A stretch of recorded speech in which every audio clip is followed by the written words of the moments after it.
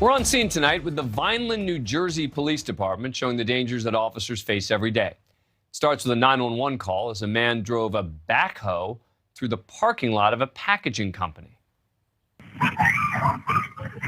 What's going on, sir? He's coming out the door, it looks like, with the backhoe. So he's trying to hit the building? That's what it looked like. Everyone just ran inside.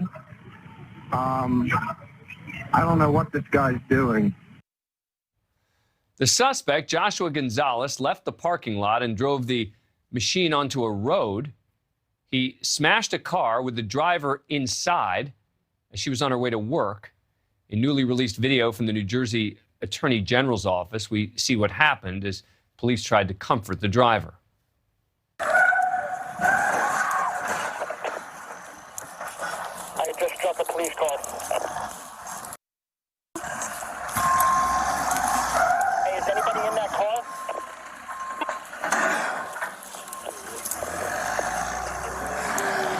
Do we have a police officer in that car that was just struck? 6 negative. It's my vehicle. 829 and 826 have been totaled. Are you all right? No, I'm in shock. Okay, we're headed going to work. Pennsylvania. All right, come back. Come on. We're going to have you sit down, okay? Gonzalez destroyed 2 police cars. He also flipped an ambulance as he drove into yards and damaged homes. The rampage went on for 30 minutes. Police were able to catch up to Gonzalez at a cul-de-sac.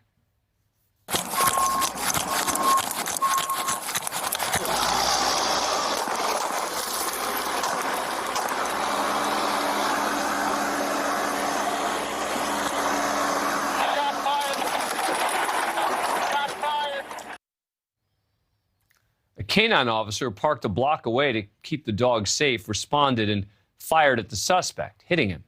But the backhoe was still running with Gonzalez slumped onto the gas pedal. The machine knocked down a street light and got tangled in a tree. Officers jumped into the cab and powered down the excavator. Police gave Gonzalez CPR, but he was pronounced dead at the scene. 3 officers suffered minor injuries. No one in any of the homes was hurt. The state attorney general's office is investigating. Joining me, as always, Sean Sticks Larkin, former Tulsa police lieutenant. You know, Sticks, this is the sort of thing we might have seen on Live PD back in the day when we were following police departments in real time, and there always seemed to be these crazy events happening, but it just does show you that you can never predict what a police officer is going to have to face any day they go to work. Yeah, absolutely. You know, talking about on Live PD, it's funny you bring that up. I think one of the most memorable pursuits that was on there was a stolen school bus. And, you know, it was a kid that led officers on a lengthy one. And one of the problems for us in law enforcement, when you're chasing a big vehicle like this, how do you stop it? You know, the good thing about this, it was 5:30 in the morning. People, you know, really weren't out other than the one female that was hit by the backhoe. But it's a problem. You can't do a pit maneuver. You can't put spike strips down. And another thing about this video that stands out to me, this is why it's so important for the public, for the media, for other law enforcement officers to see the whole story, look at all the different videos, their cell phone videos, surveillance videos, body cam videos of what happened on this. Because you look at it, it looks like this vehicle is just out doing property damage and officers use deadly force to stop it. And in fact, he's chased occupied police cars. He's hit an occupied vehicle. He's crashing into houses where people are sleeping, you know, things like that. It's this guy needed to be stopped. Context, context, context, which a lot of the time we don't get in the media. The suspect terrorized a driver on her way to work. Let's see what happened again as one officer got out of her car to help the woman.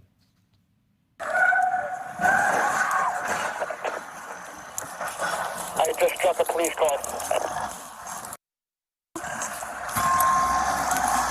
Hey, is anybody in that car?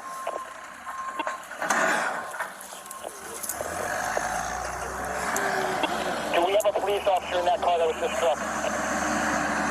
6 negative. It's my vehicle. 829 and 826 have been totaled. Yeah, look, it is clear, Sticks, that this guy would have still hit that police car even if there was someone inside. Yeah, exactly. Actually, this video continues on. There is a police vehicle that's out there blocking traffic, stopping, that is occupied. and the suspect drives right at him. So the officer actually has to do a U-turn and take off. He's being pursued by the backhoe just to avoid getting, run over or flipped over himself. And then after the police shoot him, they must at that point realize that, the vehicle is not stopping. So they have to get in there and try and turn the machine off. Yeah, exactly. I've never been inside of a backhoe. Yes, I live in Oklahoma. We're a little country. But I'm hoping it's something simple as just turning a key. But, all seriousness aside, I mean, the guy was slumped over on there. His foot was still on the gas pedal. You can hear it accelerating.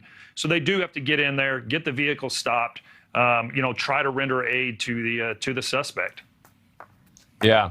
All right. Well, it seems that we had a more thorough conversation here than my last segment. We had a little extra time as a result of that. But I have never seen, I will say, a backhoe involved in a situation like this. And it does make you think about the different kinds of vehicles that someone could be in that would create dangers to a community and dangers to police officers. Yeah, absolutely. There's some famous videos out there of somebody actually in a stolen tank several years ago, I think in Southern California. There's people who have stolen mobile homes. There's people who have stolen ambulances, buses, things like that. So it does create a huge problem for those of us in law enforcement trying to protect the public and get these guys stopped. Sean Larkin, good to see you. Thanks for coming on. Thank you, Dan. Thank you for watching. Click the red subscribe button below so you can get more of NewsNation's fact-driven, unbiased coverage.